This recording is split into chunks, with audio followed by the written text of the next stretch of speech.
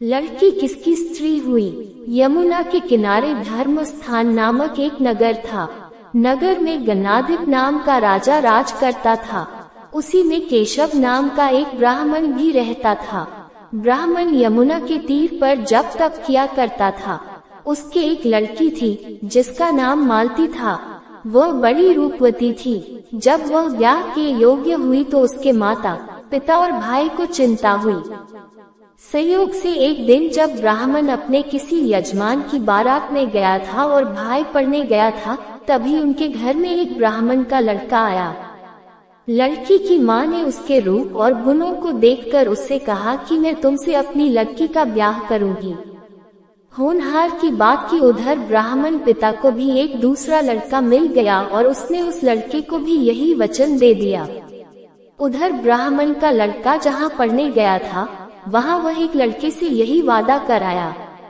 कुछ समय बाद बाप बेटे घर में इकट्ठे हुए तो देखते क्या है कि वहाँ एक तीसरा लड़का और मौजूद है। दो उनके साथ आए थे। अब क्या हो। ब्राह्मण, उसका लड़का और ब्राह्मणी बड़े सोच में पड़े। दैवयोग से हुआ क्या कि लड़की को सांप ने काट लिया और वह मर गई। उसके बाप, भाई और तीनों लड़कों ने बड़ी भाग दौड़ की। जहर झाड़ने वालों को बुलाया पर कोई नतीजा न निकला। सब अपनी अपनी करके चले गए। दुखी होकर वे उस लड़की को शमशान में ले गए और क्रियाकर्म कराए। तीनों लड़कों में से एक ने तो उसकी हड्डियां चुन ली और फकीर बनकर जंगल में चला गया। दूसरे ने रात की गठरी बांधी और वही झोपड़ी डालकर रहने लगा। तीसरा योगी होकर देश देश घूमने लगा।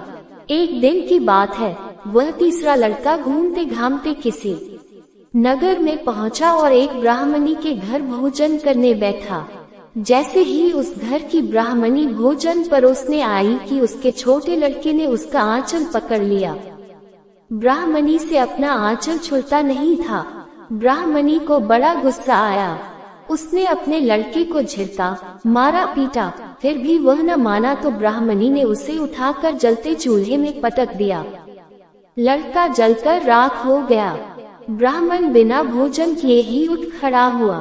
घर वालों ने बहुतेरा कहा, पर वह भोजन करने के लिए राजी न हुआ। उसने कहा, जिस घर में ऐसी राक्षसी हो उसमें मैं भोजन नहीं कर सकता। इतना सुनकर वह आदमी भीतर गया और संजीवनी विद्या की पोथी लाकर एक मंत्र पढ़ा। जलकर राख हो चुका लड़का फिर से जीवित हो गया।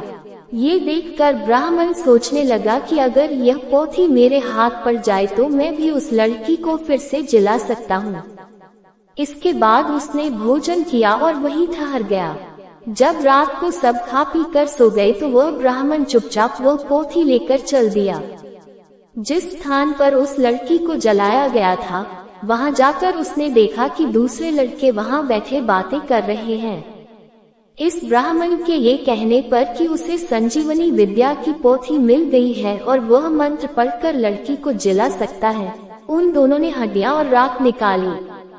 ब्राह्मण ने जैसे ही मंत्र पढ़ा, वह लड़की जी उठी। अब तीनों उसके पीछे आपस में झगड़ने लगे। इतना कहकर बेताल बोला, राजा बताओ कि वह लड़की किसकी स्त्री होनी चाहिए। राजा ने जवाब दिया, जो वहाँ कुटिया बनाकर रहा उसकी। बेताल ने पूछा, क्यों? राजा बोला, जिसने हड्डियां रखी वह तो उसके बेटे के बराबर हुआ। जिसने विद्या सीखकर जीवन दान दिया वह बाप के बराबर हुआ। जो राख लेकर रमा रहा वही उसकी हकदार है। राजा का ये जवाब सुनकर बेताल फिर पेड़ पर जा लटका। राजा को फिर लौटना पड़ा और जब वह उसे लेकर चला तो बेताल ने तीसरी कहानी सुनाई।